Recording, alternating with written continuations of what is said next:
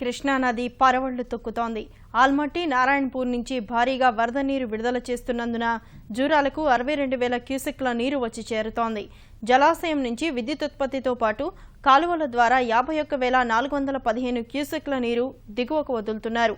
బుధవారం నుంచి కర్ణాటకలోని ఆల్మట్టి నారాయణపూర్ ప్రాజెక్టులకు భారీ ప్రవాహం కొనసాగుతుంది. ఆల్మట్టి నుంచి 2,18,056 క్యూసెక్ల నీటిని నారాయణపూర్కు వదులుతుండగా అక్కడి నుంచి 1,50,000 క్యూసెక్లకు పైగా నీరు దిగువకు విడుదలవుతోంది.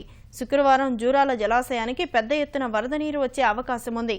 ఎగువ నుంచి వస్తున్న వరదతో శ్రీశైలం జలాశయానికి భారీగా వరద నీరు వచ్చి చేరుతోంది. శ్రీశైలం జలాశయం గరిష్ట స్థాయి నీటి మట్టం 885 అడుగులు కాగా ప్రస్తుత నీటి మట్టం 829.40 అడుగులకు చేరుకుంది.